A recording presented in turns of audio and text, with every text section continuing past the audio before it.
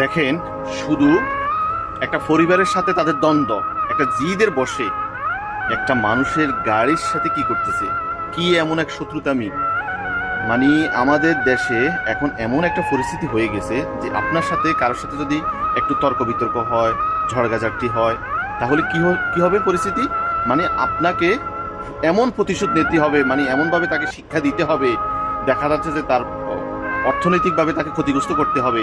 এই যে তার গাড়ি, এই গাড়ির সাথে কি করে একটু দেখেন। বা তার ছোট বাচ্চা যদি থাকে, সে বাচ্চাকে বুঝেন তো, মানে বাচ্চাদেরকে কিডন্যাপ করবে বা পানিতে ফেলে দিয়ে এইভাবে মেরে ফেলার মানে একটা ষড়যন্ত্র করবে, না হয় ঘর দুয়ার আপনার আগুন জ্বালিয়ে ধরিয়ে দেবে, মানে আপনাকে ক্ষতিগ্রস্ত করবেই। আপনার সাথে হয়তো তার সাথে দুইটা তর্ক বিতর্ক হয়েছে, একটু ঝগড়াঝাটি হয়েছে, একটু তার সাথে আপনার মতের অমিল হয়েছে বা মতের মিল হয়নি, মানে এটাকে কেন্দ্র করে মানে আপনার জীবনটা ও নিয়ে নেবে, এমনটা এখন আমাদের মেন্টালিটি হয়ে গেছে আমাদের বাংলাদেশের মধ্যে।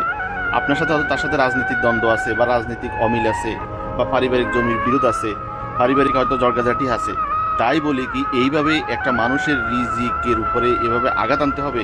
তার এই গাড়িটা দিয়ে তার পরিবার চলে, তার সংসার চলে, তাই বলি কি মানে তাকে এভাবে ক্ষতিগ্রস্ত করতে হবে?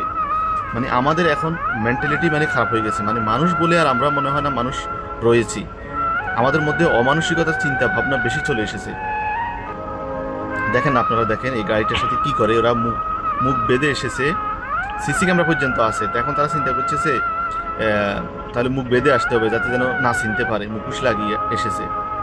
হায় রে আল্লাহ রে, মানুষের লক্ষ লক্ষ টাকার ক্ষতি করতেছে শুধু একটু জিদের বসে, শুধু একটু অমিল হওয়ার কারণে মতের বিমুখ হয়েছে তার সাথে, ব্যাস কত প্রতিশোধ নিতেই হবে, মানে তার ক্ষতি করতেই হবে, মানে তাকে দুনিয়াতে বাঁচতে দেওয়া যাবে না।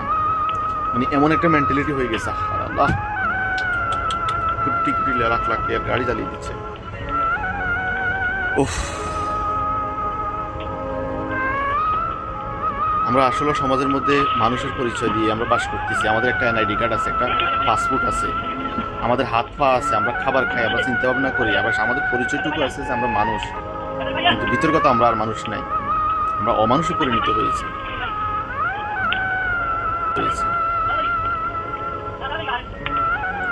ওহ, আহার আল্লাহ রে আল্লাহ,